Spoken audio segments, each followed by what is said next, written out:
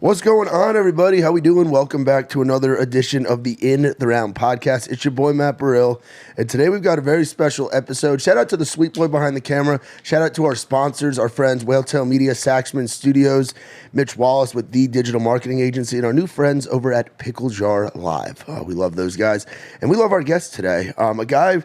when you're working country music or you're here in Nashville, you have a lot of friends that are quote unquote internet friends, like guys and girls that you talk to on social media because you share the love of country music or a certain aspect of media or something. And my man Chris Owen is joining us today. Chris works at Buffalo native WYRK. WYRK. And I got to say, you are probably one of the top country radio guys on Instagram because of your dedication to the charts. Bro. Yeah, that's probably the number one thing people know me for is the charts, whether it's current charts or the old charts, which is something I've done as long as I can remember. So what's your position at YRK? Like, what exactly are you doing that? Because I'm a radio nerd like you, man. I've been out of it for a few years, but I love this shit. Technically, I have so I'm on air. I'm an on-air personality, but I'm also... What shift they have you on? I do overnights, but I voice tracker beforehand. Okay. So I do a 9 to 5, but I track that 12 to 5 a.m., but I'm also a content creator / digital managing editor is like my actual title. So I have three different things. So they're working up there. Oh yeah, it's busy. Yeah, there's never a dull moment. There's always something to do. So overnights. So for those that don't know about voice tracking and radio overnights,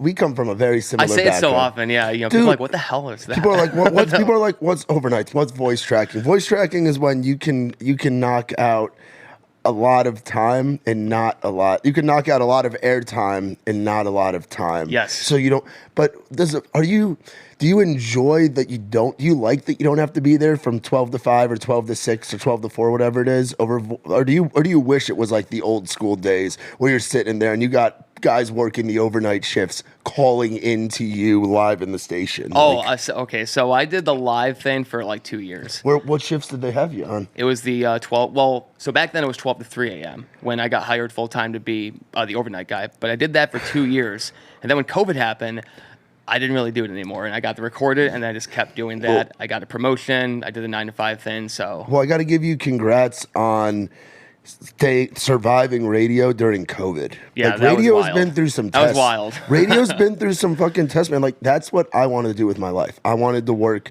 like what you're doing with country radio. I wanted to do that. Originally it was sports, but I wanted to do country radio, and I ended up moving down here, and it just didn't come together for me. But the way that radio has had to downsize because of people not going to work during COVID, like elements that were out of its control. Yeah. Where companies had to downsize, man. It says a lot to you for them keeping you on and you coming down for events like CRS and you being as involved as you are. That the company believes in you and you're doing good shit, man. So as soon as COVID happened, like after a few weeks, people weren't going into the office. I thought to myself, like, okay, are they gonna, am I gonna let go here just because, where are we?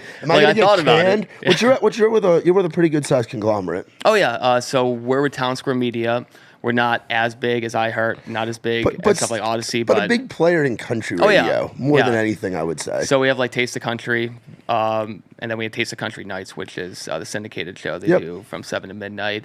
And they have The Boot, too. Yep. So, yeah, I mean, they're a pretty big player, in the country music industry and here in Nashville. But, the way that they do their system, in terms of how they do business is that, okay, let's look at Odyssey and iHeart. They do all the big markets. How about we just do the medium and smaller markets? And they try to, let's dominate that. Like, I know they have a station. They have Cat Country down in Atlantic City, New Jersey. They have, there's the one we did a show out in Midland, Texas with Trey, and there's a station out there. I forgot the call letters, but Gwen is the program director out there, and it's in Midland, Texas. Like, it's because radio to me is such a local thing. And when you lose the locality, radio isn't the same. And that's something that Town Square seems to do really well, is keep the locality in there by having live jocks in Buffalo, New York, telling you about the 5-foot snowstorm and telling you about this and telling you about that and being at the shows and interviewing the artists as they come through. I mean, I would never knock anybody for doing the syndicated thing because it's so cool. It's so cool. Money. It's so cool to be able to do. Bro. I wish I had Bobby Bones money. You fucking kidding me? But, when you have the syndicated stuff, they're not probably going to talk about the 5 feet of snow you got. They're not, they're not going to talk about the Bills or the Sabres or what's going on down the road in some suburb in Buffalo. They're not going to be at the show at the venue in Buffalo or in Erie or in Jordan or any of those Western.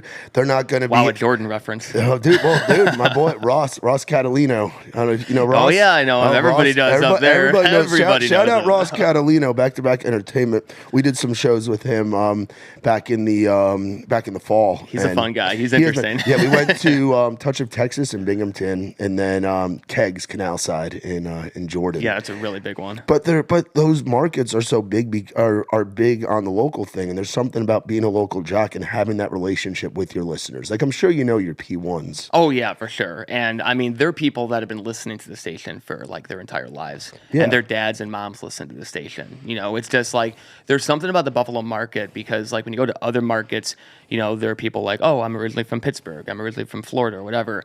There's a lot of lifers in radio in Buffalo. I've never seen a radio market like it.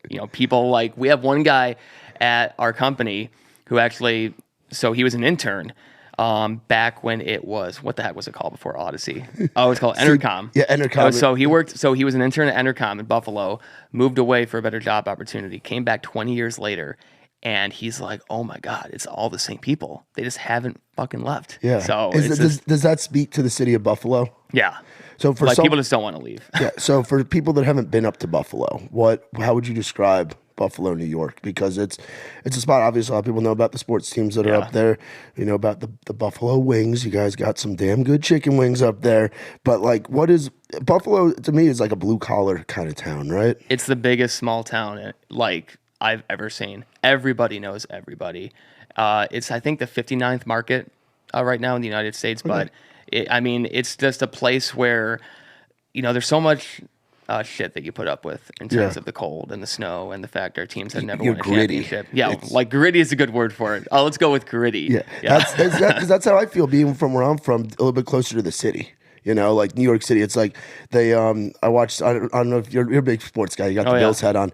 ESPN used to do this, or they still do this 30 for 30s. Like they did the Big East 30 for 30, Requiem for the Big East or whatever it was called. And like all those markets, like in the Northeast, there's just this grit that comes with being from the Northeast. People just love to tell you that they're from Buffalo. Dude, having to shovel 2 feet. You're making money as a kid in your neighborhood shoveling neighbors' driveways with your buddies. Oh yeah, $20 a driveway. Then one of your boys gets a plow, and then it's $40 a driveway. And like you got the snowmobile, you got the snow.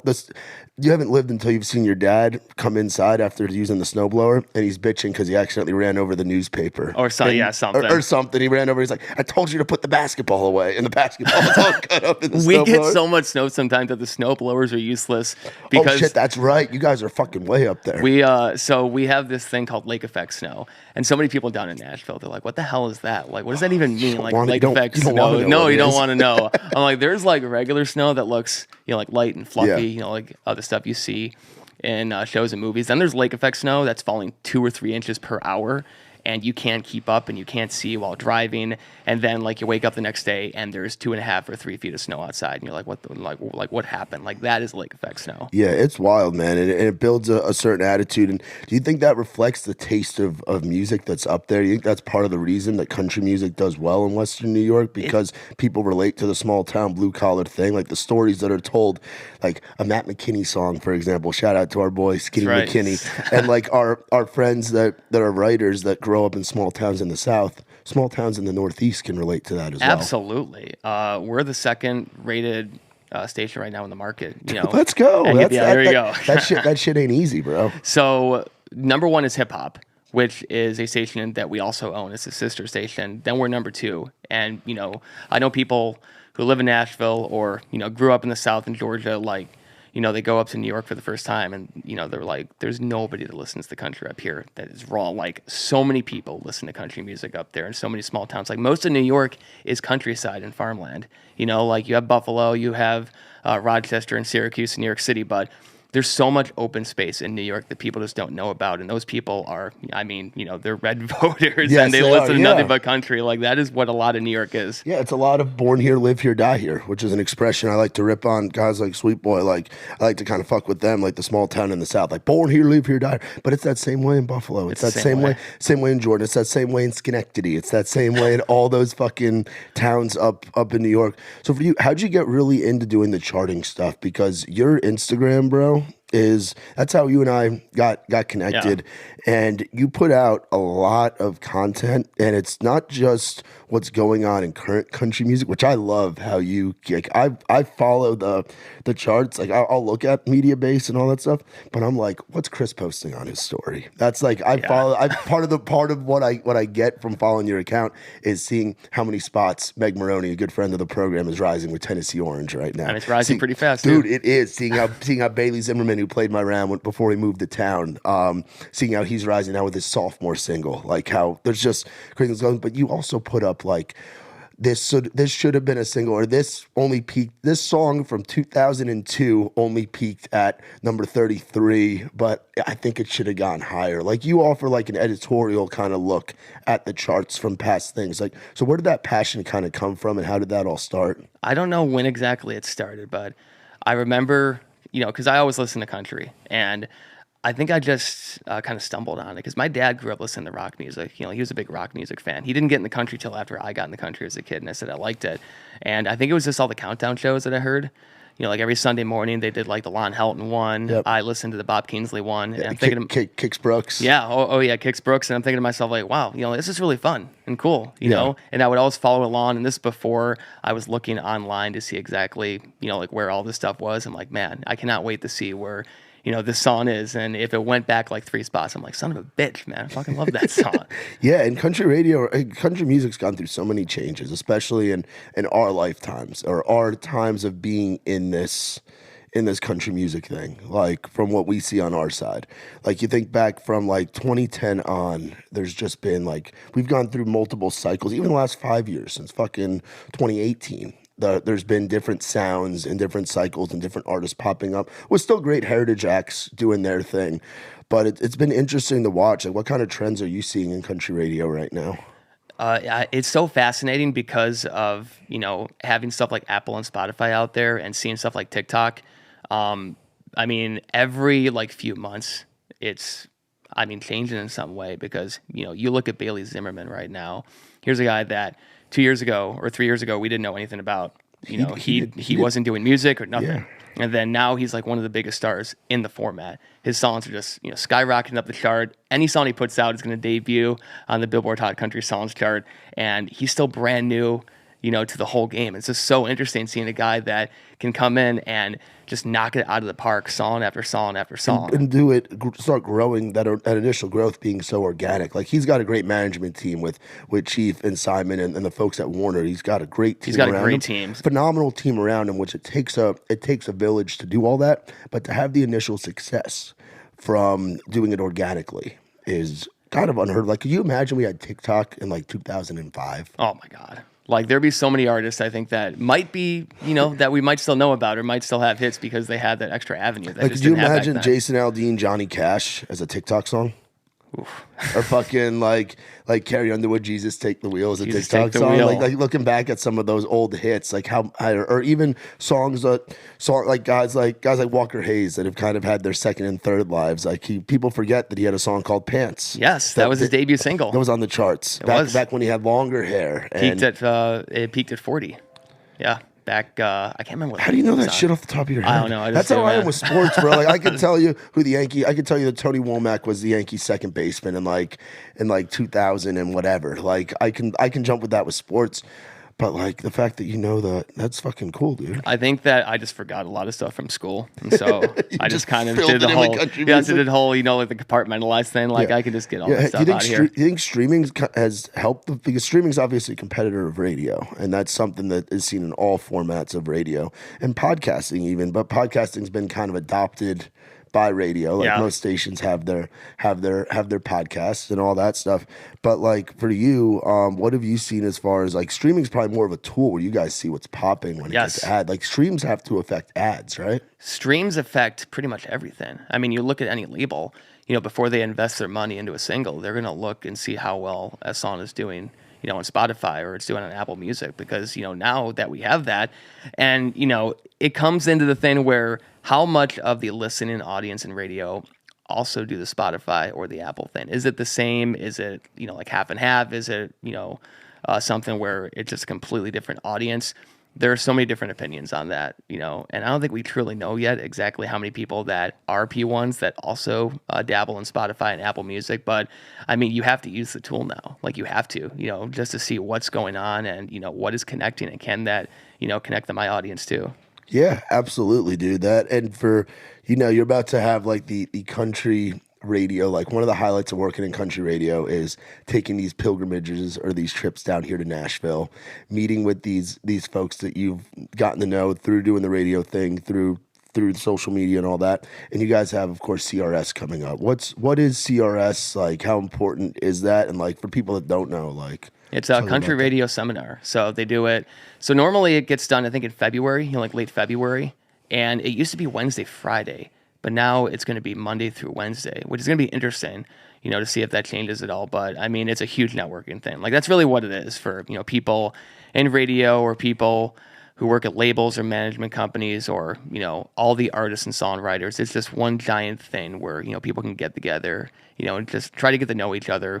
Maybe you come across an artist you never would have known about, if you had not been down the CRS or somebody that's like, hey, can you meet this guy? He just got signed, by us. I really want you to listen to his music, stuff like that. That's just so important, in building foundations because you look at radio and the country music industry, it's just like any other industry, right? You got to network, you got to get to know people, and that's kind of what CRS is with just, it's a little more glamorized because you have all these different shows. So you've been before. This isn't your first year coming. This is my first year, actually. This is your first year. Bro. What are you most excited about? Like, do you have it all? Do they have like the schedule planned out for you? They have the whole itinerary that I got emailed, and I'm just looking at it, and I'm like, there is no way I'm doing all of this. There's just no way. There's just so much that goes on. So people have been telling me to pick and choose stuff. I'll go to the label luncheons. I'll go to the New Faces show.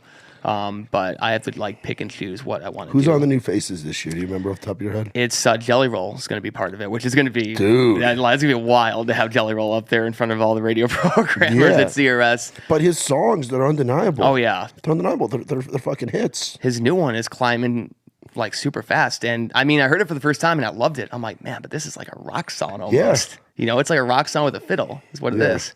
Frank Ray is going to be part of it too. And Frank Ray, Frank's a great dude. He's such an awesome person. I got to interview him for my new music segment.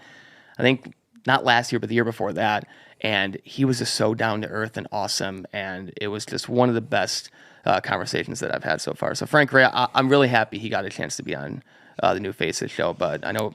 Isn't that cool though? Like just think about artists that you met when you were starting out. Like for me, I got my start on WRRC. It was 107.7 The Bronx, Rider University's college radio station. I had a college radio show there. It was called Redneck Radio. It was back when I was drinking and we did all kinds of crazy shit. Back up in New York. In Jersey. It was in central New Jersey, right outside of Trenton, Town Square Market, Trenton, New Jersey, with what is it, NJ 101.5 is a big station down there, the talk radio station. And then they have like WPST and other properties or whatever. But like I remember seeing guys like Combs and Wallen and those people, and I had access to them on a college radio level. This is like 2013, 2014 when they started. Man. So now to see where those guys are at now, like it's wild. So for you, you've been in this thing long enough now where you're seeing a guy like Frank Ray, who you had on your new music thing. Mm-hmm. A lot of people didn't know about him, and you were like, I like this guy. I want to have him on my show. I'm going to play his song. I'm going to talk to him. I'm going to introduce him to the people of Buffalo. Now, the label heads and country radio want him to be introduced to everybody. Like that's really cool. You got to be cool. Is there anybody else like you had on early on that you kind of remember? Like you're like, oh shit, they're big now. I had Connor Smith right when he released his debut single. Dude. I know he hasn't had a big hit at radio yet, but I mean he's going to. Oh yeah, he's a big name. He's got a new song coming out too on Friday. Kid sells tickets like nobody. He streams great too. Yeah, like all he needs is the radio hit. He's got everything else down. You know, that's the only thing that's, you know, 'Cause what was his first song that he sent to radio again? It was Learn From It. Learn From It. It went top 40, and then it died. Like, it just, like, it had such a slow start. And then when it finally started to pick up scene, it was just too late. Do you think there's like a formula for what makes a hit song right now? Or do you think it's so all over the place? Because you got guys like Jelly Roll and Bailey Zimmerman doing, and Hardy doing more of like a rock thing.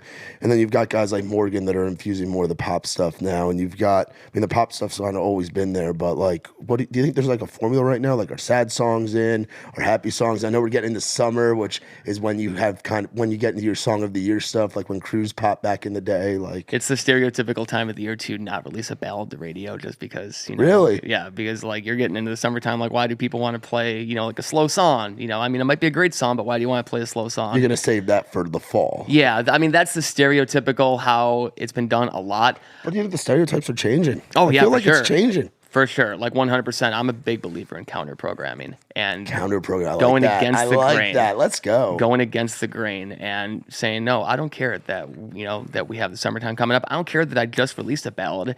This thing's connecting. I think it's a hit. I'm going to release it again, which is what I think Luke Combs should do with Love You Anyway. I know he's got Going, Going, Gone. Listen to what the consumers are saying. I know it's 2 ballads in a row. He's Luke fucking Combs. Just released 2 ballads in a row because this is the song people wanted. You know? I mean, sometimes you can't overthink something. You know, I think a lot of times in this industry, we tend to overthink stuff and try to get in our own way when in reality, it doesn't have to be as hard as it should be. You know, just go with something that a lot of people love. Who cares if it's 2 ballads in a row? So, Yeah. Are there other new faces that you're excited to see besides just obviously Frank, you know, and then Jelly? It's a huge Jelly huge Roll I've thing. never met. He came up to for the Bills Titans game, which is our home opener, where the Bills just killed the Titans, just murdered them. And he's a big Titans fan, but I didn't get to see him because I was covering the game in the press box. He was on the field, and I didn't know a way to like get down on the field because I was only credentialed for the press box. I wasn't allowed. Who else is on that new faces list? You know, off the top of your head? I actually don't. To be honest with you, I have to look it up right now. I'm curious. I'd have producer McElwain do it, but he's back. He's back over there running the cameras and stuff. Because I'm trying to think, like there's been there's a 5. and each year, I mean, it is a big deal to be a new face because you're going to be getting a lot of spins. Nate Smith is going to be on there. Oh, Nate dude, is just, Nate I mean, is you a- want to talk about exploding onto the You want scene. to talk about exploding, and you want to talk about just a great guy and a guy that's unorthodox. He's from Northern California. He came up in kind of that Christian world, and he's been in town for a minute. I remember when he played my round, but he's on the same. He's got the same team as Bailey when it comes to the management side of things, and they're doing such a cool job. But Man, having both Bailey and Nate at the same time. is Bailey on? No, he probably doesn't even need to be on New Faces. No, 'cause so you know, I was talking about the fact that Nate and Bailey both have the same like management team. Yeah. And to both have them go at the same time just has to be, you know, like a whirlwind for them. Yeah. Nate's on there. You got Jackson Dean. dude, I love that kid. Jackson Dean. The first time I heard his album, I was like, nobody prepared me for how great this He's album was another going one to I be. knew from back in the day. I remember when he was 16 years old in Maryland, just coming up, and his manager at the time, I think he's still working with him, his name's Scott Lair. He had a thing called B Chord. He was like promoting shows and stuff. He's like, man, you got to look at the 16-year-old kid, Jackson Dean. And now fast forward all these years later, He's still young too. Like he's really young. He's very young. He's just old enough to get in the Losers and Red Door. Right? He's like 22 or something. Dude, and he's just touring opportunities, man. He's selling tickets and his songs. You have to have a unique kind of sound, I think, to stand out. Yes, it's so important these days. All those 4 people we just named off that list right now. You got Jackson Dean, unique sound, music connects with people. Nate Smith, his voice, like when you hear Nate sing, you know it's Nate Smith. Like there's no getting like, I feel like that's such a big thing within country right now, where like you look back like 2000s country, a lot of guys and a lot of girls kind of had that same kind of sound, but right now it's like authenticity, and there's so many unique sounds out there. Find that brand, you know, find that image. It's so important now. But when artists get signed to a label, one of the first things they try to figure out is like, you know, who are your fans? You know, what do you want to say to them? What's your image? You know, are you more of a person who stays home, you know, like the 9 to 5 kind of thing? Are you like a party person?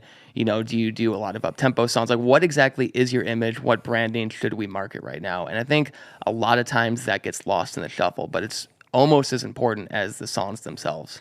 Yeah, because that's if you can't sell tickets, Yeah. that's a huge thing. The touring side of it is huge. Do you guys get a lot of shows up in Buffalo? Oh, yeah. Is that a pretty frequent thing? What are some of the big rooms up there? We have, I mean, people obviously go to the KeyBank Center, if you're a big time. I know we have Blake and Carly and Jackson coming in March to KeyBank Center. We have Shania. We have Thomas Rhett with Cole Swindell and Nate Smith coming. Do you have any of those lower level clubs where artists are coming through? We have, oh God. Like, isn't it the Showplace? Yeah, Showplace Theater. Actually, Jon Langston performed the last time I was there with Dylan Marlowe. It's the first time I ever saw Dylan Marlowe live. Shout out. Those are two great buddies. And shout out to JD Groover. Oh yeah, who's actually one of the guys that was like, "Yo, dude, you gotta have Chris Owen on your podcast." So JD's a big believer in me. JD's just a big believer in the scene and a guy that's been around for a while. How'd you get connected with him? I think he just started following me on Twitter, and he just saw all the stuff. Yeah, that's where you got your fucking start. It was Twitter. I'm trying to do more Instagram though. But Twitter was how many? You got quite a few followers on Twitter, right? 12,000 or something like that, which is not like a ton. Dude, that's a lot more than a lot of people got. I mean, you go on TikTok and Instagram, people are like, "Oh, I only got like 180,000 followers or something." Yeah, but that's different. But like Twitter's cool because it's a great place to just put out information. I feel like a lot of your postings are very informative. I think it fits. Like what I do on social media fits best on Twitter. In that format. And, just being able to put the information out there and then, if people want to talk about it and have a conversation, like we can do that. It's harder to do that on stuff like Instagram and TikTok where it's kind of like you post something and people can comment, but you can't really have a conversation, on TikTok or Instagram. But yeah, so Twitter is something that I think really opened a lot of doors for me. And I know JD found me on there and then he reached out to me. I only met him back in 2021, like for the first time. They came up to, where the hell did they come up to? They come up to a place called Cherry Creek, New York, which is like an hour south of Buffalo. I haven't even heard of that. Cherry Creek, New York. A lot of people have not heard of Cherry Creek. Was it? Was that like an outdoor like brewery kind of thing? It was pretty close. I mean, you almost got it. It was like a ski resort thing. So they do like ski resorts in the winter, and then they built this brand new venue like for the summertime. And I think Jon Langston was like one of the first ones to do it. So I remember I did not know Jon was coming there, and JD texted me that morning at like 8 a.m. He's like, "Yo." I'm like, "What?" He's like, "Can you just, like come down here?" I'm like, "Where are you?" He's like, "Cherry Creek." I'm like, "Bro, it's like an hour away." I'm like, "What?" I'm like, "Okay, sure." So I coaxed a buddy to come with me. I'm like, "Yo, I'll buy you a beer. Do you want to drive me down there?" So we went, and that's the first time I met JD back in 2021.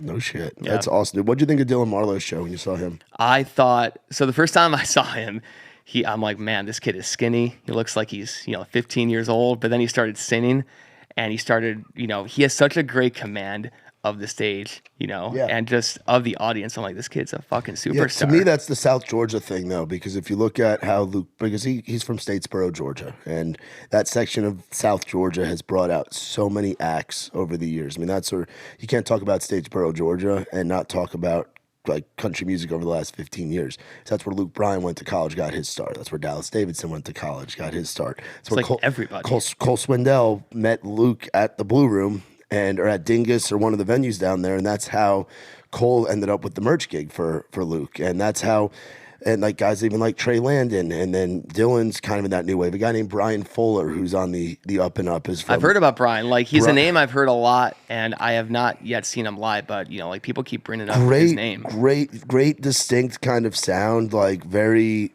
like soothing kind of voice. His melodies are great. But again, Statesboro, Georgia. And these guys come up playing in these college bar towns where you're playing in front of all these kids that don't give a fuck about you. They're just there because the Blue Room is the place to go. Galette's in Tuscaloosa is the place to go. Sky Bar in Auburn is the place to go. I just want to get hammered and have fun. Yeah, but by playing those shows, you have to learn how to win over a crowd of a few hundred people, or maybe even up to 1,000 people if you're at Sky Bar or the Blue Room. That you have to win over people that aren't necessarily paying attention. So then when you're doing a show where you're the opener and you're before a headliner that people are paying money to see, like a Jon Langston or like a Luke Bryan or somebody like that, you already have those skills on stage. And I think that's what separates guys like Dylan and separates guys like Brian and separates a lot of the Georgia, Alabama, the guys that come out of the southeastern bar scene and they come up to fucking, what was the name of the town? So Dylan performed at Showplace Theater. Yeah, they come up to Buffalo, New York, where they like in the city. You know, like show places in the city of Buffalo, in the heart of Buffalo, and you're putting on a show that people remember, and you're flying around stage because you're playing the same show that you were playing 3 years ago in Statesboro, Georgia. Whenever I see like a new artist, one of my favorite things to do is to, I'll just watch him and how he commands a stage, or her. But also watch the crowd. Like I'll keep panning back to see if they're singing along, to see if they're really into it, because I think that really, is telling. Like how does the crowd react to an artist that they've never seen before? And I know nobody had ever heard of Dylan Marlowe up in Buffalo when he performed there with Jon Langston. Yeah, and Record High, I believe, is on SiriusXM right now. It hasn't made its way to radio. I think it will. I think it will. It's my favorite song of his so far, and I like the stuff he put out, but I think it's a great radio single. The only thing about it is that it might take a little long to get to the chorus, which is like another stereotypical thing. Like how long do you get to that hook? How long do you get to that chorus is one thing, but like I don't think it matters much. I mean, it just sounds like something that would be played on the radio. Yeah, and some other guys that we have that are close mutual friends, and they're in kind of the space that we're in, where they're media guys. Our boy Grady Smith, who we're actually going to the Cheesecake Factory with tonight. Really? Shout out, sweet boy. Yeah, we've been planning it. McElwain's very excited. He loves it. They didn't have the Cheesecake Factory growing up in Selma, so he's very excited to come out and do that. No Cheesecake Factory. No, there's not a whole lot in Selma, Alabama. It's a one-of-a-kind place. But Grady and then Josh and Ben over at Country Central. Oh yeah, Ben. I actually met both Ben and Grady Smith last year for the first time. Like in person. Yeah. Because I've conversed with them on social media a lot, but last year was like the first time I actually met them in person. Yeah, and it's cool to have other guys to look at country music in that kind of analytical way. Like you guys look at these songs and you're like, could it be this? And this is why you think this is gonna work, or why this isn't gonna work. And like, it's got to be cool. I don't think country music's always, and maybe it's always had that, but it's always been people that are working for the labels. It's always been people inside. It's never been people on the outside that have a direct link to the fans or the listeners. So every time I hear a song now, like the first thing, can this work at radio? That's just where my mind goes every single time. And sometimes I hate it because I can't just, fucking enjoy the song. I gotta see will this work at radio? And then trying to be honest with somebody, so if they play it for me. So you want to be a PD one day? I would love to be a PD. I would love to do, a few different things. I would love to be a corporate programmer. I would love to work at a label even, because I just love being involved with the music itself.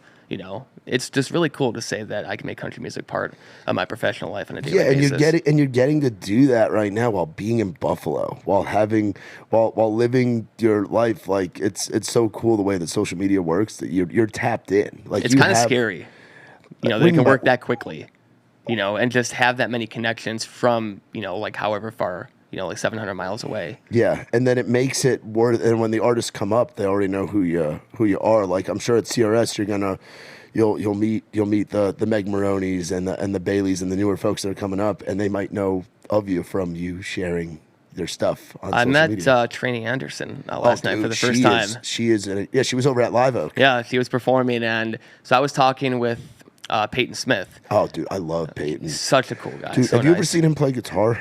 Yeah, he is literally like one of the best guitar players of all time. Ridiculous. It's like crazy what he can do. He's a kid.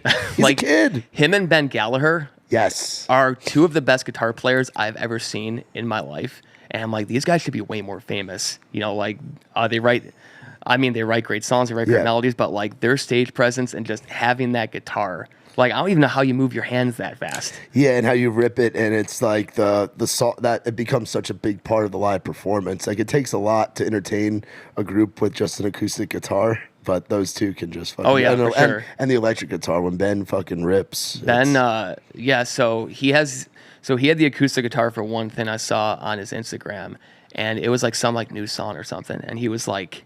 Are you only doing this? Yeah. And I'm like, bro, like, how do you do that? He's like, I don't know. I just do it. I'm like, no, come on. Yeah. Yeah. So and something you like doing, it sounds like, is doing the A&R discovery piece of it. I think you really, and I enjoy doing that too. That's why I love having the writers rounds that I have. It's my favorite part as the A&R side of it. Because as much as I love going to the big concerts, I love going to the smaller ones and just, seeing an artist start out or seeing a songwriter perform songs, that have been hits by other artists or something like that. and just trying to find songs that would work for radio and trying to find songs that you think could be who, hits. who are some people that have kind of been on your radar? Do you have like a list of like people? I know we talked recently about our about a recent guest we had, May Estes, where you were like, dude, I fucking love this girl. May Estes. She literally like her music sounds like stuff I grew up on in like the early to mid 2000s. Because it's stuff she grew up on, stuff I grew up on, stuff that our generation, the 25 to like 31, 32 grew up on in the 2000s and the late 90s. I think it's stereotypical for people to just say like, "Oh, I grew up on '90s country." Yeah, and well, I'm saying we lived it. I mean, I listened to '90s country like when I was a kid, but I didn't grow up during the '90s and got into it. It was like the 2000s. Who were like your artists? Like like for me, it was like Tim McGraw. Same. That was a big one. That was my first concert. Was Tim McGraw. I'm talking like Hosscat, like thick Tim McGraw when he had the Fu Manchu mustache. Oh, that one. That was a real good man, Tim McGraw. Yeah, dude. That was my riding around my grandma's Ford Windstar, going to a Friendly's. Friendly's. Going to a Friendly's, sitting in the car seat, listening to Down on the Farm, the first greatest hits record that he put out back in like '99. Tim McGraw was a big one. George Strait, obviously. George Strait, yeah. Brad Paisley was a huge favorite. Yeah. Sarah Evans and Gary Allen. Martina. Yeah. Who else? I remember. Oh man, I'm just trying to think of all. Like, I'm trying to think of artists that I love that I don't know if you would know because they only had like one or two hits. You know, like people like Brad Martin. Remember Trick Pony? I love Trick Pony. Dude, shit, fuck. God, what was their debut? Poor Me. Yep. It's one of the most brilliant songs I've ever heard in my life. You had all those male-female groups. You had like what Lady A is now, but you had like Thompson Square. You had Gloriana. Remember Gloriana? Oh yeah. Yep. They so Gloriana's debut single is one of my favorite things ever. Wild at Heart. Yeah. It was just like in your face. Yeah. Like, you know, like over the top. Yep. Like dun, dun, dun, dun. I'm like, oh my God, this is so great. You know, like who are these guys? And I realized, you know, that the Gossen brothers are from New York, you know, like not far from where I grew up. I'm like, oh my God. But yeah. So Gloriana, I remember when Sugarland came out in 2004. And they shaped so much of what country is now. And now you look at, fast forward now to the rise of Miss Meg Maroney. Yes. Her producer's Christian Bush. Yep. And it's like he's now getting to have his hand in bringing along another female act and developing a sound like he did back in the day with Sugarland with Jennifer. He never gets enough credit, I think, still. I mean, he gets credit here in Nashville, but you know, like when you look at Sugarland and all the songs they had, like he's so good at writing melodies and he can produce and he can play. He can play the guitar. He can play, you know, stuff like mandolin.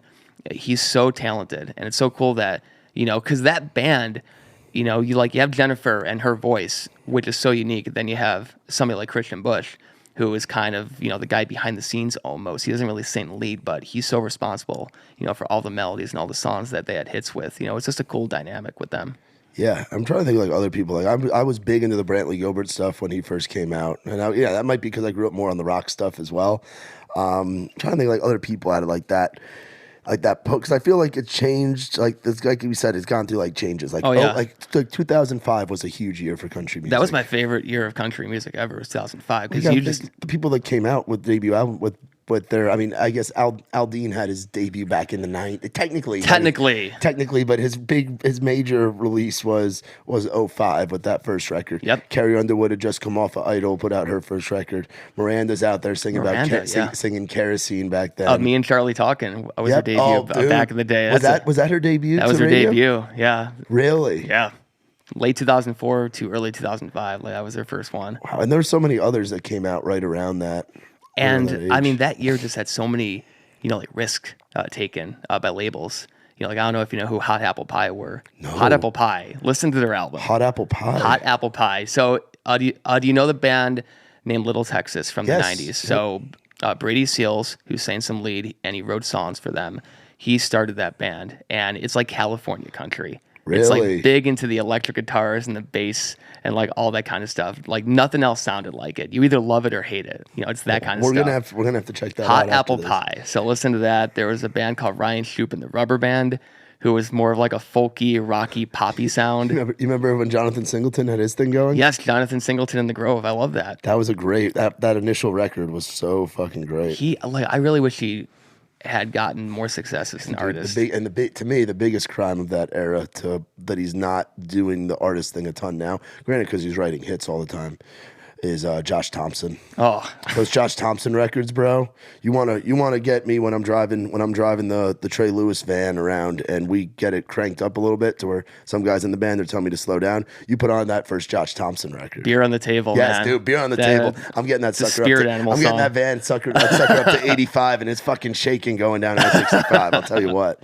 Yeah, beer on the table. My favorite Josh Thompson song is one called Coming Around, which wasn't on any album and only got to 30 on the chart back in 2012. But I mean, it's just so, like, he is so great at writing and just having that distinct sound because he's from Wisconsin, right? You know, he's not from the South or anything like that, but he knows the way of life, you know, because up in Wisconsin, it's the same thing as we have up in New York. You know, there's still a country way of life up there, even if you don't grow up in the South.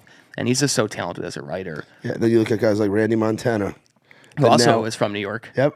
He's another upstate New York guy, and and it's cool now that he's getting to put like his, because you think like his those songs like he had the one that he had released, the Parker had cut as well, right?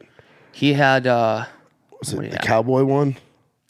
I think I know what song you're talking about, but I can't. Because like he's had so many cuts with Parker. He has one on the new Luke Holmes album. Really? Where the Wild Things Are. Yeah, it's coming out. So it's a great song, by the way. Hell yeah. It's a great song. Yeah, because there's so many like writers from back then now that are getting to help. Their sounds are being lived on through the artists that are out now, but they're just the writer side of it. Like I could picture Josh Thompson singing a lot of the cuts that he has nowadays. I mean, that's so cool to think about who wrote the song, and then you're like, wow, I really love to see this. I could picture part of it being a Walker McGuire song. Oh, yeah, for sure. Walker McGuire. I actually just had breakfast with Jordan. Really? Yeah. Yeah, he's a good friend of the program. You were at Live Oak last night for Why Not Wednesday. Shout out to Zeb and our friends from Why Not with the Sony Music publishing takeover last night. Yep.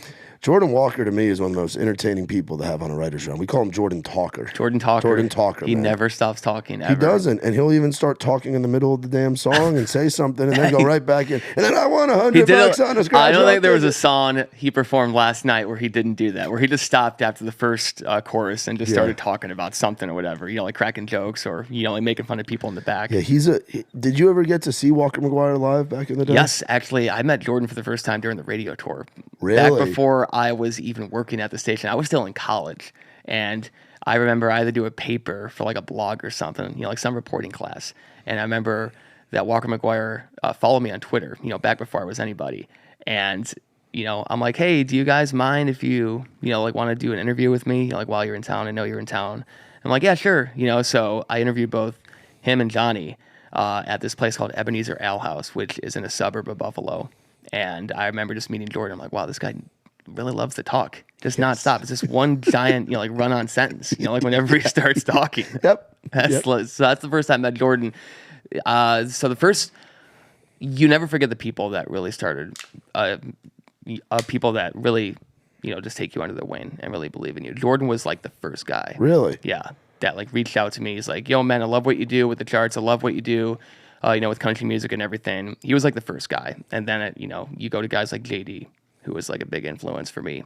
Cole Swindell has been, you know, just a big help too. Really? Yeah. Cole's a great guy. He's one of my favorite people I've ever Really? met. How'd you get connected with him?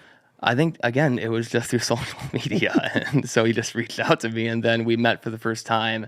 Where the hell did we meet for the first time? Was it one of Ross's shows? No, it was Ross actually, has Cole up all the time. It was Bills Titans back in 2021, which I went up here for. So we watched that game from Doghouse on Demumbrian.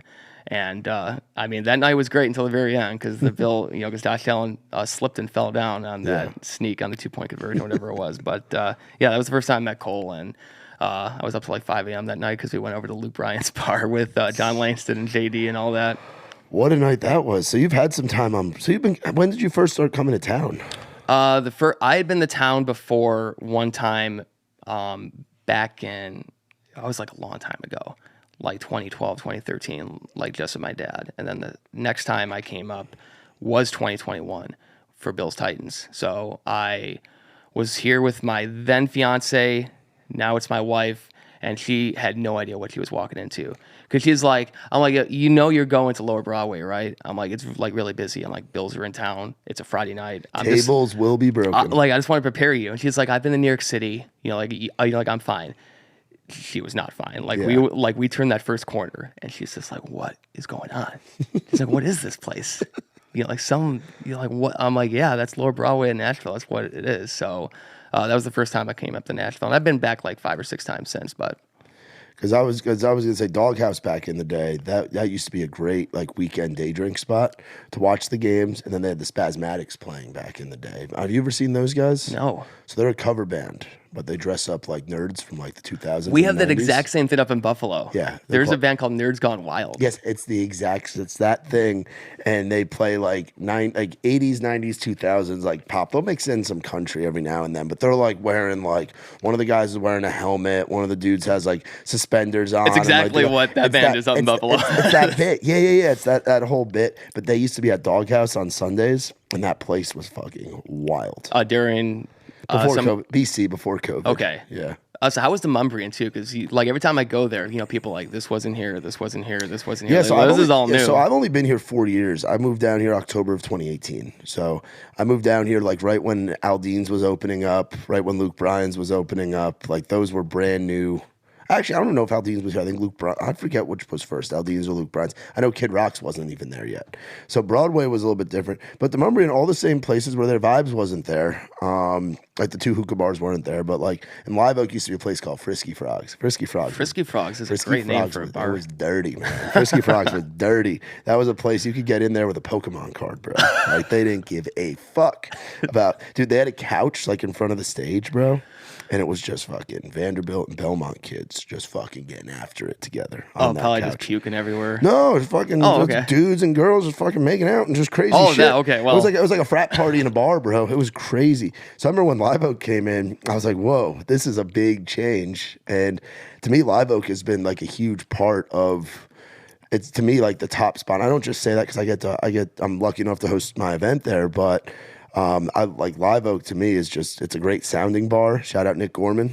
Nick, we joke around. We got him a shirt because he does the sound for Trey on the road. We got him a shirt that says "fuck their ears," and he just cranks Trey's show up really loud. But he's the sound guy and the production guy there. And then Hasten, Dave, and Maggie are great owners there. Tin Roof is another staple, which I'm sure you've been in there a bunch. Quite a few times down here, especially if you're boys with JD. JD's king of Tin Roof after hours. I think everybody's the king of Tin Roof. It seems like. Well, Tin Roof after hours. Like the after hours, okay. You go in there, Tin Roof after hours. I haven't been over there. I've been invited, but I haven't gone in there. And then like Doghouse was there and all that, but it has definitely exploded to where there's a lot more out-of-towners going in. Like I've noticed, like when I do my events on Tuesdays now, it's not just locals.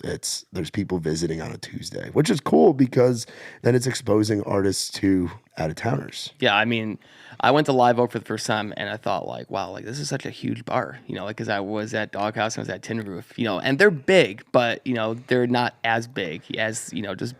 I mean, and the way the stage setup is, and the way that it's showcased for the people performing on stage, I think Live Oak operates more of a venue. It does a great job too, just in terms of trying to pump up all the shows that there, because there are shows, right? Every day of the week almost there.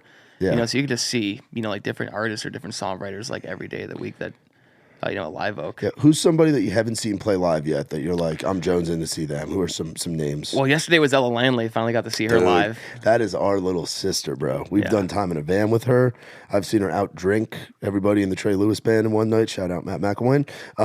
She's such a spitfire, so unique, just such a good hang. Like she's like one of her old songs, one of the guys. It's one of the boys. She's fantastic, and I can't wait for her to have a song sent to you guys. I can't wait to have a song of hers on the radio. And I know it's important to, just vet exactly what's going to work, but she has star written all over her just because she has that personality that really takes command on stage. And that's the one thing I saw last night, like even with the acoustic guitar. There's not many females that can go out on tour with Co Wetzel.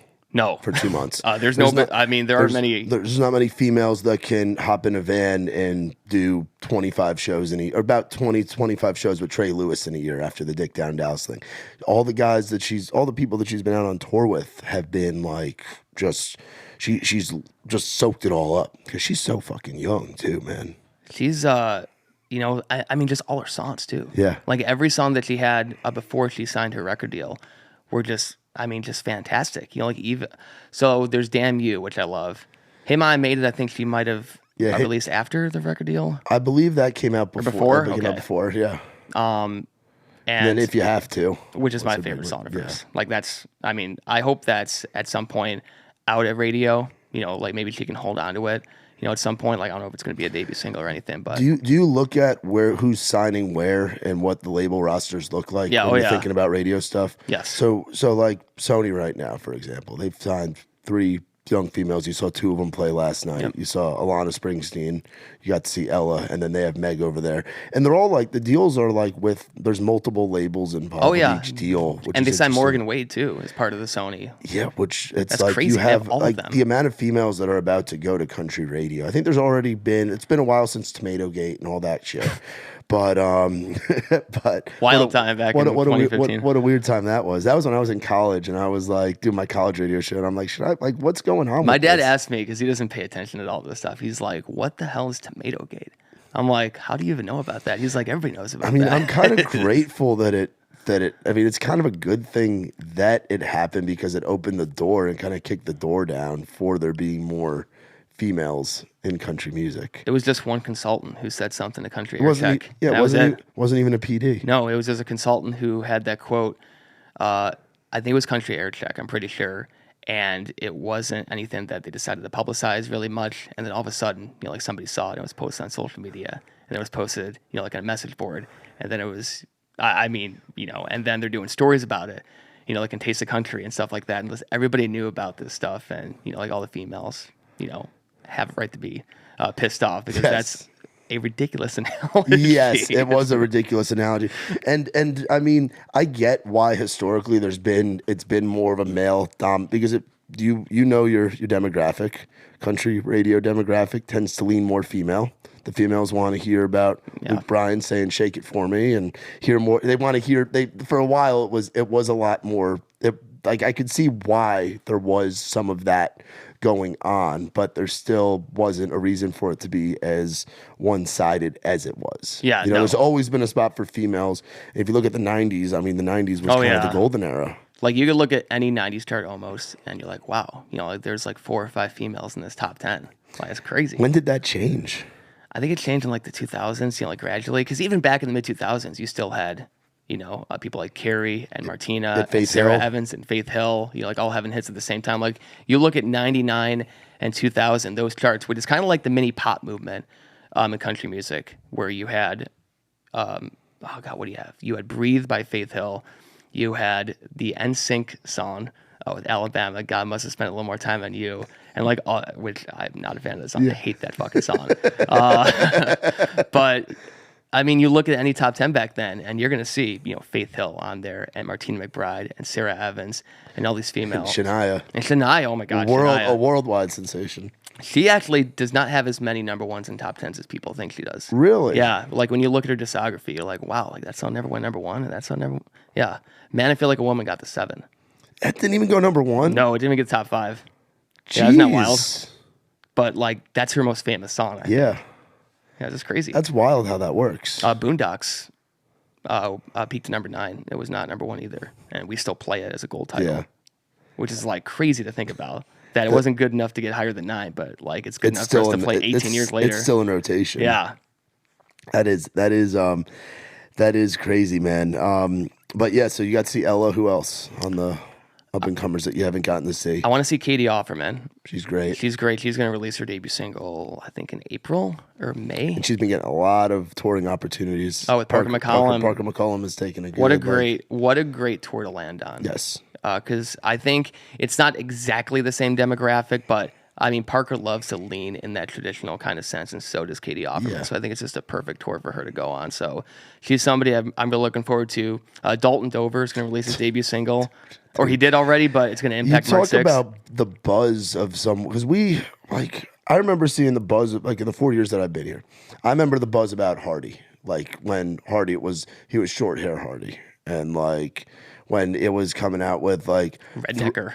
Well, before even Throwback and like stuff that like I remember when he was playing at fucking like Exit In and fucking Marathon and like playing in these like I remember seeing Hardy at Inside Whiskey Jam, bro. Like, and the name on the flyer was Michael Hardy. It wasn't even Hardy. It was Michael Hardy, and he was just really like a writer. But there was this buzz around him, and then you see like the buzz now. Like for me, in the last like 6 months, there's been such a buzz in town about Dalton Dover. Everybody talks about him so much, like everybody.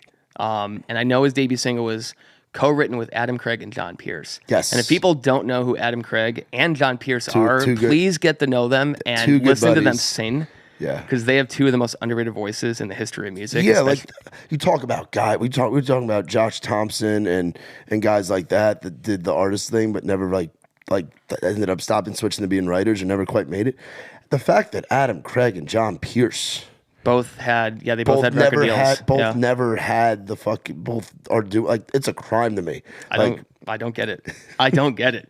Like Adam's voice when he plays that around is just fucking stupid. And you listen to the Dalton Dover single, you're like, oh yeah, I can totally tell this is an Adam Craig song. Yeah, I can totally tell he wrote that. Just like you listen to a Parker song and you're like, this, I could hear Randy Montana singing on this. Or you listen to any of the Jordan Walker cuts and you're like, I could hear Jordan Walker singing on Sunday morning, man. She woke it like that. Like it's such a Jordan Walker line. I could hear him singing "Excuses" by Colby Cooper. Absolutely. Like the writers that did the artist thing or have that ability, you can envision them singing that, and that's exactly how I feel with Dalton. Yeah, and Adam and John. So John has such a great voice, and he only had one single back in 2006. It got to 49 on Media Base. And I met him for the first time back in 2021, and he's more of like a low key kind of guy. Yes, he's not on Twitter. Yeah, he's on Instagram. He doesn't really post much on Instagram. Yeah, so we did a writers retreat, so when we were out on the Kid Rock tour with Trey, one of the weekends. It was the Northeast weekend, so it was like Homedale, New Jersey. Where is it? Mansfield, Massachusetts, and Northern Bristow with a W, Northern Virginia. Jiffy Bristow? Lube. Yeah, Bristow. It's at Jiffy Lube Live. It's the amphitheater shows that we were doing with Uncle Bob. And we rented a bus that weekend, and we brought out some writers for Trey to write to get some songs. So it was me, Trey Lewis, John Pierce, Adam Craig, and Matt McVie, who has a lot of the early Kane Brown cuts and doing a lot of Dalton stuff. I think he's producing Dalton if I remember right. And hanging out with those guys in a bus for a weekend was probably a fun time. Lots of they were just box wine.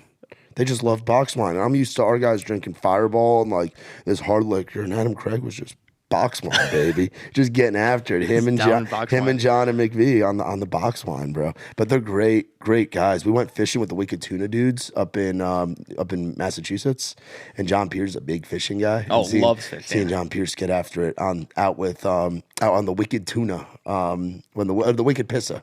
The Wicked Pissa with Paulie from Wicked Tuna. That was after being at a Kid Rock show. It was just a wild experience. Every time I text John, like when I'm in town, like, hey, do you want to hang out? He's like, I can't, man. I'm doing, I'm doing a hunting thing this weekend, or like I'm doing the fishing thing, all the time. He loves hunting and fishing. Yeah, dude. And he's got one that's rising right now with John Party. Yeah, Your Heart or Mine. Yeah. Is that hit number one yet? Or it's in the 30s, like 34. But it's moving. Oh yeah, it's climbing. Yeah, he got a cut to the new record by Morgan Wallen, which is huge. That's a big deal. A Morgan Wallen album. Yeah. Yeah. I mean, I feel like there's a lot of people getting those when you put out 36 songs. 36 songs. There's gonna be a lot of co-writers on there. What do you think of the whole double album thing? Do you like it, or do you think it means that it's tougher for songs to go to radio because you've got like you can't? It's hard to send 8 songs. I mean, a lot of those songs can go to radio, but like there's so many that kind of don't get their time at radio because there's only so many you can have. Yeah. So the most singles I've seen recently put out off one album is like maybe 6, like 5, 6 by Luke Bryan. But when you have that many songs on an album, you're not going to get them all to radio. You're probably only going to consider a certain amount of them. But it's smart to have that many tracks nowadays on an album. With streaming. Yeah, with streaming. With the guy. So when you have a guy like Morgan Wallen, who is a streaming monster, anything he puts out does at least really, really, really good. Yeah. Or you have a song like Last Night, who is just, like going above and beyond. But when you have a guy like Morgan Wallen, who's going to, produce that many streams, you get that many songs on an album, it's going to maximize sales. It's going to maximize the success. The more, the merrier. I know it's harder maybe on the team to just, like try to find 36 songs to put on the album. Is there a song on Dangerous that you wish was a single? I'm sure we've all got songs that we wish, like Silverado for Sale, or like some of those. The Stapleton song. I love the Stapleton song. Which one was that again? I don't remember the name of it, but it was like one of my favorites. Like how wild is that? Little Rain too, which is very underrated. Oh, that's off his first. That's the first one.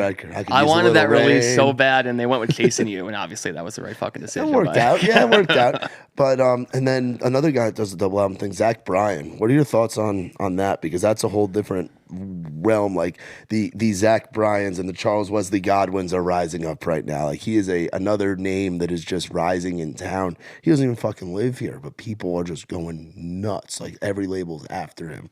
But you look at guys like that are coming up, and now Zach's obviously got something in the orange that had its success that it did, and it doesn't seem to be doing at radio what it did in streaming. Like, no, it's not. But I mean, I don't think they expected that. I think that anything was kind of gravy, like just to just send us on the radio and see what happens. Because I mean, it's already done what it's supposed to, and a whole lot more with streaming. I mean, it's top 30.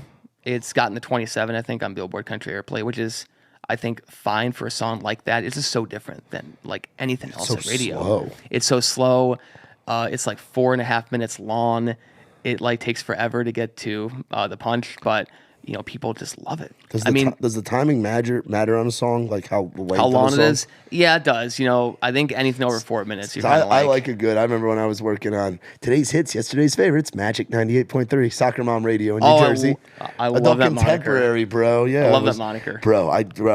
And we would play the live version of Hotel California. It was like 8.5 minutes. I'm like, I gotta go to the bathroom. I would get fired if I played 8.5 minutes. Dude, it was in the fucking log. It was in the fucking log. Yeah, so it's not your fault. No, but that's what the soccer moms want to listen to, bro. That's like what they're into. They don't mind that. But do you wish that you had that for those? What is your, if you're doing the live shift, what is your bathroom song in country music? Bathroom song, man. Like the one where you're like, okay, I got time to go to number 2. Like because of the length.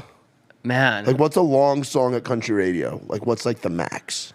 George Strait had a single back in the day called "You'll Be There," which is like 4.5 minutes, or like 4 minutes and 40 seconds. That's forever on country radio. Lasts for like, I'm like, oh my god! And it took almost 2 minutes to get to the end of the chorus. 2 minutes to get to the end of the first chorus, and that was like a lead single. I'm like, wow, this would never fly like nowadays. Yeah, like 4.5 minutes.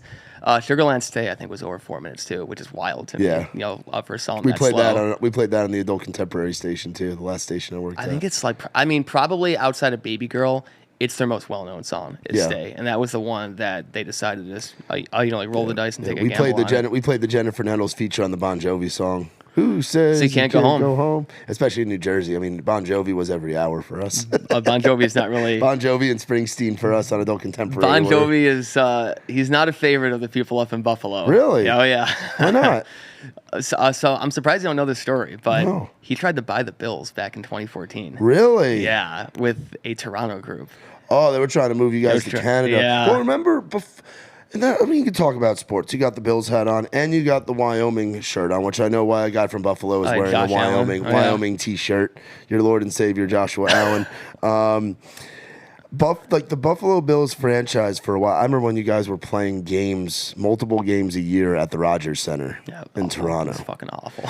But the team back then, like I could get why they were doing. Like, were you guys still drawing? Were they still selling out games back then in Buffalo? Or was the team just not as good? Because that was also a tough era. Because you had Tommy Boy and Big Bill up in New England doing their thing.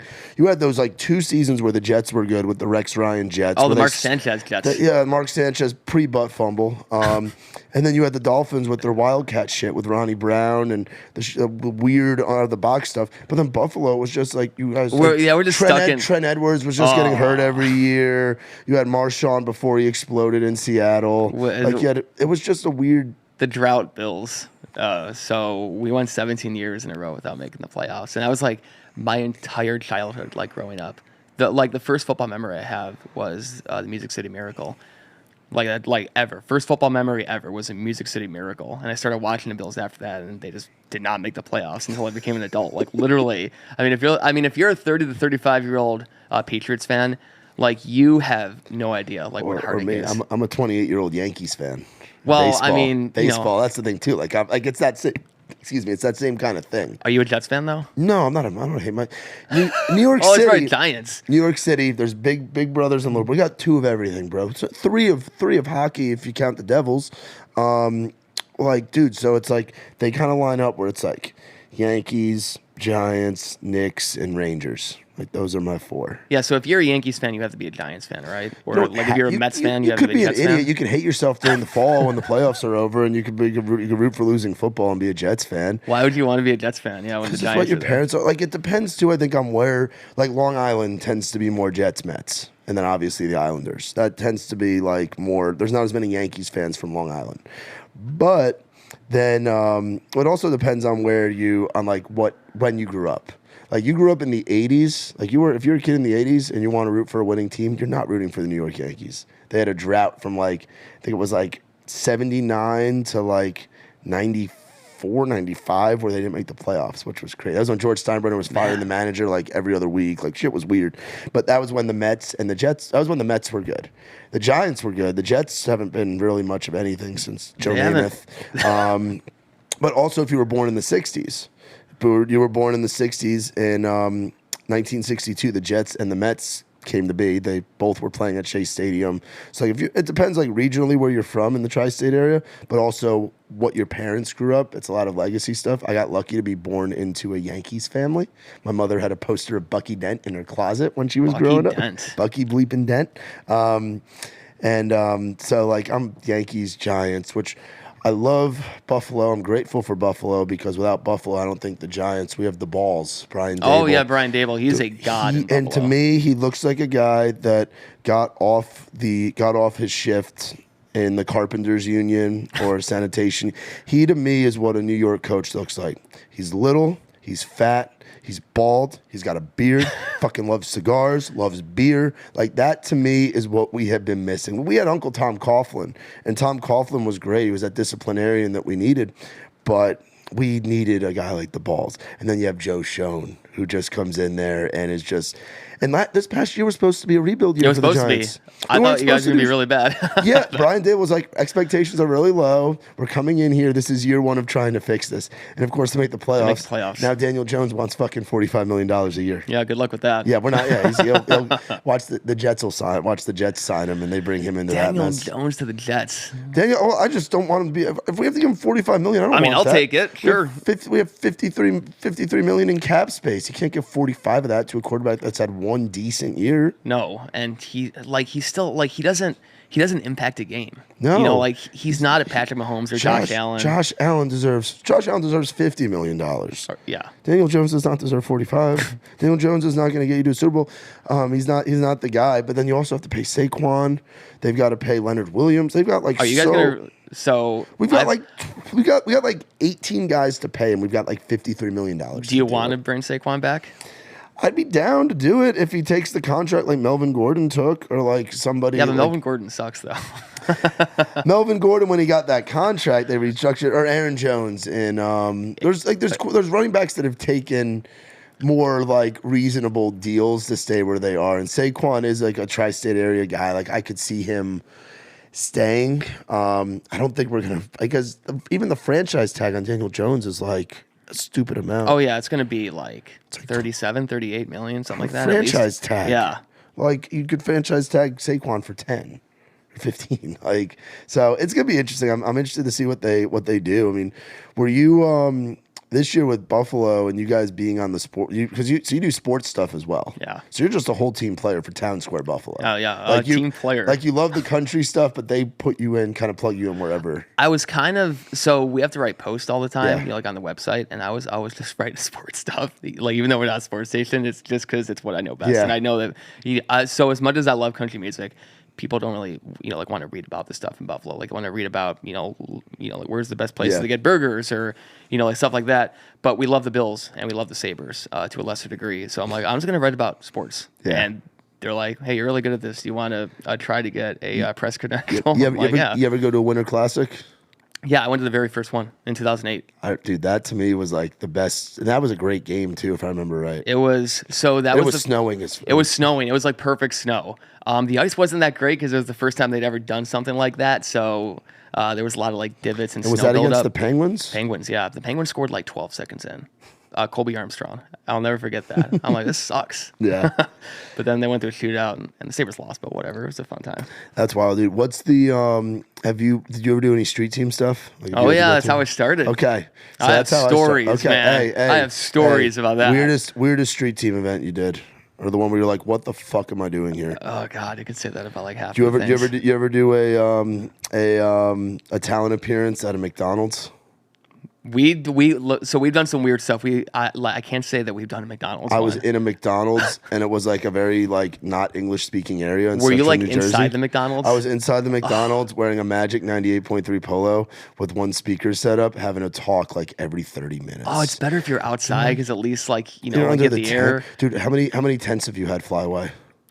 We had a couple that. So I remember one time we had to do one on a windy day, and so it was so windy that we had 2 weights and it wasn't enough, so I had to like hold it the entire remote, like 2 hours. I just hold this the entire time, like while talking to listeners. It sucked. It's horrible. Do you guys have a playlist on an iPad, or you guys run a Comrex, or what was your? We do the Comrex. Comrex? Yeah. We used to have like an old school, like first gen iPod Nano. And we had like a playlist on there of like, we had an AM talk station and we had an AC station. So for the AM talk station, it was all oldies. So we're playing shit from like the 50s. Oh and my 60s, God. like ain't no mountain, like doing that at like some bullshit 5K, like in random things. Do you guys do like Toys for Tots stuff? We do some of the stuff like that. What do we have? We have like. I want to hear some weird like. I have weird stories. Wing eating contest. You had to have done one of those. I feel like buffalo wings are such a big thing. We don't do remotes there, but so we have talent that are judges for the wing eating contest or stuff like that. You doing like street team stuff, like you're doing like a prize wheel bullshit, like prize wheel. I've been at I've been so many like gas stations, car dealerships, and phone companies are the 2 big ones because those 2 places always have money to throw around. Yep. And then when they pay to get us there, and nobody's coming in, and they look at you, they're like, "What's going on?" And you're like, "I don't know, dude. I guess they don't need a car today. I don't know what to say, man. Hey, come get this car for this amount of money. It still costs like whatever, $25,000. Yeah. People don't need a car, man. I don't know what to say. Yeah. Like whatever. Yeah. Well, have you ever slept in a station vehicle? Not in a vehicle, but at the station. I've slept at the station. I stayed on my program director's couch, Debbie Mazzella. So where I lived, the station was like an hour and a half away. Oh yeah, no, you just stay there. And bro, I was doing street team stuff. I had a weekend shift in the mornings on Saturday mornings. I was voice tracking overnight stuff. Bro, this is my life right now. Dude, I was voice tracking overnight stuff. Dude, like I would get I'd go down to the station and then I would go and do an event at Somerset Patriots baseball, for example. I would do that. Good old minor league baseball. Pride of local radio, baby. You guys probably have minor. You guys have We have the Bisons, yeah. Yeah. So you set up a tent outside the Bisons game and you just sit there with the tent until first pitch. Like after the anthem, you pack up and you go. Then I'd either have to be live on overnight or voice track the overnight. But I'd also have the 6 a.m. shift the next day. So it's like, do I drive after that? Do I drive all the way back to New York, or do I just stay at the station? So you stay at the station. You're making $10 an hour, $10.99. You can't afford gas, so you're staying there. You become buddies with the guys at the 7-Eleven down the road, and you eat the little tornado things or the little taquito things because you're just living bum life, bro. And then you get up in the morning, you do your shift from 6 to 10. Then you have an appearance or a street team event. You got to go set up a tent at Rutgers football. Oh my God! Got to set up the Rutgers football tailgate party for the AM station. Kickoffs at like 3:05. Or like 4 o'clock or something. I'm getting like flashbacks of all them. Times. So you got to drive. You got to drive through all the bullshit parking in the. That's the worst part about it, by the way, is driving through the traffic and then trying to convince people, no, I have to be there, and they're like, "Who are you?" Like, I didn't know you were coming. Dude, in a 2006 GMC Savannah with an old broken radio antenna on the top. We had an HHR. Oh, fuck. HHR. Yeah. And I got a flat tire in the HHR. I had to be the talent and the street team member, and I got a flat tire all on the same day. I was like, I'm like, man, Dude, like this is not worth it. Then you get done with that event, and then you got to go back and upload all the photos to the fucking drive, and then you got to post the recap, and then you got to. Oh my God, it's the same thing, same exact thing. Put the photos on the WordPress website so digital doesn't get mad at you. I got to make sure I send all the photos through the Dropbox to my boss just to prove I did in fact take photos. You got to put the watermark on the photos and just run it through the Windows XP watermark thing. I did a few triple shifts like in a row. I would do event. Which I don't even think is allowed by New York State. But. Yeah, I would do event. I would do morning shift, event, and then technically I'd be on in the overnight, but that was a lot of times voice tracked. I did. So the one shift I did it twice. One time I did live overnight till like 3 a.m. Because we had a guy that would track from 3 to 5:30 before the morning show got in. But I did that, and then I slept for like an hour. And then I had to do a remote as a street teamer that morning, like for the morning show.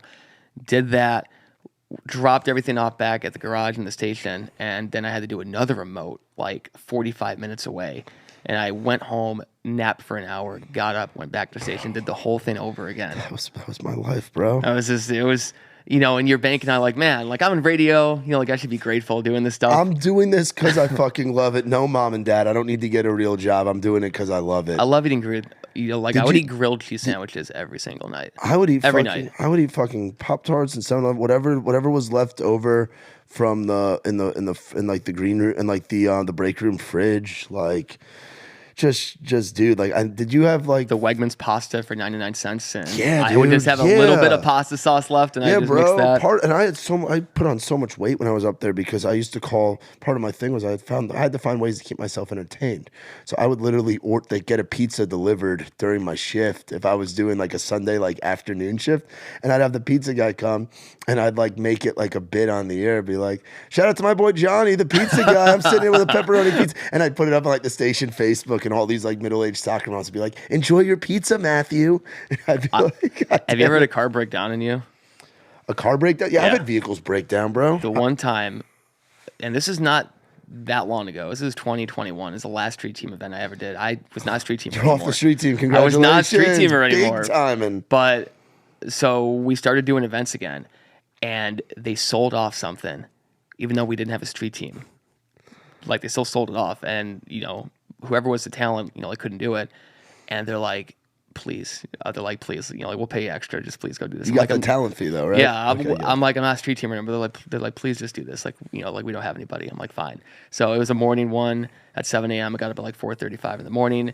It was an old van, super old. I don't know where it came from, but it was old as hell. There's always one old van on the station vehicle roster. And so I get in, and you turn the key, and it goes like, like I'm like, wait, it's not turned on. And then it finally did. I'm like, well, I guess, people haven't driven this in a couple months. I guess it makes sense. And I saw I had gas. I'm like, okay, fine. I get out into the highway, and all of a sudden I hear like a dun dun dun dun dun, like underneath the hood. And I'm like, what the fuck was that? And I'm like, okay, it went away, I guess. And then 2 miles down the road, it came on again, like dun dun dun dun dun. And all of a sudden I see like this new like light like come on the dashboard that I'd never seen before or something. I don't know what it was. And I'm like, what's going on? And I get off the highway. I'm like 3 minutes from the venue, and it just dies at a red light. Just dies. Like not even like I'm trying to turn the ignition key, where you have the ding, ding, ding. Nothing. There's no sound like coming from this thing. I'm like, oh my God. So I had to call people. Nobody's up. It's so early. It's like 5:30 in the morning. Like nobody's answering. I'm like, I want to not like I just want to leave this thing, walk all the way back home, and not do this right now. And for some reason it started again. I don't know what happened. It just came back on, but I knew it didn't have much left in it. And I'm like, I have to get to this. Like I have to get there. I ran 2 red lights to get there. Go. Just so I didn't have to like stop the vehicle, because I knew if I had to stop the vehicle again, I was not like, it was not going to restart. Yeah. And so I parked it. So it died in the parking lot. It was like taking up like 2 or 3 spots. I didn't plan on that. So we didn't get a we didn't get a tow company to go get it till like 2 days later. Some listener like takes a photo and puts on Twitter like, okay, guys, you think your big shots can take up 3 spots. You're like, your station vehicle. I'm like, well. That's the moment where you're like, fuck this. But somebody had so what happened was the radiator got a big old crack in it. because some idiot put water in there. Oh instead. no, they put water in the radiator. And then it froze during the winter, and then it thawed and just completely destroyed the radiator. It was gone and just totaled the car. Jeez, you ever do like I did like amateur wrestling events, like New Jersey amateur wrestling, like dudes are hitting dudes with trash cans. I did that one time. We did one thing. It was what the fuck was the name of it? It was like a very mom and pop like electronic, like they did electronics and barbecues. That was like their thing. They sold electronics and barbecues in Menlo Park. Or that's Edison, a hell of a Edison, New Jersey. And you know what they did? Businessman. Dude. So we had to like put on this barbecue thing. We had to like sit there and play cornhole with people and do all this tailgating bullshit. And fucking, they had an Elvis impersonator, bro. I forget what the dude's name was. It was this old guy, and he sang like Elvis karaoke. So we had to have the Elvis songs like on our iPod, or we had to bring like a separate like boombox like CD player, wire that into the EV like speaker on the stand setup, and he sang fucking Elvis karaoke. Oh my god. He sang Elvis karaoke. Dude was like 80 years old, like all dressed up. I'm like, dude, this is a hell of a way to make $10 an hour. I love going to the events too where you're at a bar, because it's like, you know, like we're doing like a country rock night, and everybody, you know, so everybody interacting with you is just like pissed drunk. Yeah. And like they want to just take stuff off the table. You should come run merchandise with us one night on the road. You'd see that. That's what the merch table's like. I mean, it's the best. Yeah. I mean, you know, like people who are hammered can be like, "Hey, do you want this T-shirt?" Like, sure, I do. What's the weird? Rock stations have it made with some fucking wild events. You want to do some wild shit? We had and you have the freedom to do wild shit too, because they want you to do that. We had 95 on the Rat in Belmar, New Jersey. This is a rock station on the Jersey Shore. Their big things were bikini calendar. One of their promo items was a station thong, like weird shit.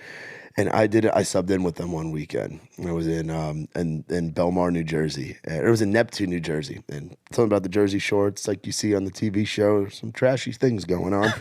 And we went to a place called Delilah's Den. We did I can only imagine what that place is. We did a pop-up street team event at a goddamn titty bar at a strip club. I'm at a strip club in a polo, like as a street teamer. Like, hey, want to spin the prize wheel? Hey, do you want this koozie? Like, you can win it. Just spin the wheel. Jesus Christ, it's like wild stuff, man. So. Couple quick questions to wrap up. This went long, just like I thought it would, man. It's good fucking up. I figured we get two radio guys here, who's usually we're stuck talking to like for like a minute and a half to 2 minutes in a break. Now it's like we can podcast and you can talk as long as you want, say whatever you want. 3 artists people should know about it. They might not know about yet. I think are going to be country radio people. Oh man. 3 that you're excited about, like these guys are gonna be household names. Like, get your tickets in advance to see these guys because you're not gonna be able to get tickets to see. Well, one guy we talked about before is Dalton Dover. Okay. Like, get on the bandwagon. Get on the train. Now, okay. Because his first single is gonna have like a lot of ads. Yep. Like, there's so many stations that are already committed to that. May Estes is like, I don't know if she's gonna ever be on radio, but I would love to see her get a bigger following. Love that. Shout out May Estes. Yeah. So who else? Oh man, Dylan Marlowe is another one that we just talked about. I feel like we talked about all the ones that I love already the most. Is there one? Graylin James, by the way. Graylin James. Get ready for Graylin James. It's a kid I don't know about yet. Ward from Whiskey Jam was telling me about him. He's got just banger after banger. He has like a lot of songs that are just so good that aren't released yet. He has one song that he sent me. I'm like, dude, this is like a huge hit. Like, this is like viral, huge. Gonna be like just a giant hit, and he's such a nice guy too, like super down to earth, like super cool dude. But he's gonna be a big time artist in the future. So get on the bandwagon for Graylin James. Hell yeah, dude. Well, it's been a pleasure having you today, man. Like, I'm glad this worked out, and I'm glad that we're doing this like right around CRS too, because it's like and you're the first radio guy that I've had on with me, because that's what I wanted to do, and that's why I still do this podcast thing and talking to the microphone. It's a bug. We get bit by this bug. It's just fun. That we want to live a life where we do something we love, and we don't make a ton of money doing it, and we sometimes are driving vans that break down and setting up prize wheels at strip clubs, and doing weird radio shit. But man, it's been a pleasure hanging out with you. Where can people go to find you on all the socials? So I'm at Fiddle Saber, which I know is a weird handle because I made it back in 2015 or whatever it was, and I'm like, well, I guess it's just part of the brand. I'll keep it. So at Fiddle Saber, Chris Owen, Chris Owen WYRK on the Instagram. I'm also on Facebook, but I never use Facebook ever. So I think the last time I posted anything on there was probably 6 months ago. So yeah, just don't go to Facebook to Hey, find give me a radio thing real quick. Give me one of your WYRK. Buffalo's number one for new country, 106.5 WYRK. Let's fucking go. I love that. Let's go. Well, guys, make sure you check out our boy Chris Owen. He's in town this week, and he'll be here for CRS. All the Nashville folks watching this, and be sure to follow him on all the socials. If you enjoy the discovery of finding new artists that you might not know about yet, or you want to be able to be like, I was listening to Dalton Dover when that first single came out because I heard Chris and Matt talk about it on this podcast, and I saw Chris posting about it on his story and all that shit. Be sure to check out his social media accounts, and be sure there's a way they can listen to you on the air, right? There's just go on the app. Yeah, just go on the app, the WYRK app. Yep, WYRK app up in Buffalo. Buffalo's number one for new country. Buffalo's number one for new country, WYRK. But for real, be sure to check out our boy Chris Owen. Shout out to Sweet Boy behind the camera, keeping it going. Appreciate you guys checking this out. Once again, shout out to our friends from Whaletail Media, Saxman Studios, our boys from Pickle Jar Live, and of course, our man Mitch Wallis with the Digital Marketing Agency. If you guys liked what you saw, liked what you heard, hit that subscribe button, tell your mama and them, and give us a follow on all the socials, and we will see you next time. This has been the In the Round Podcast.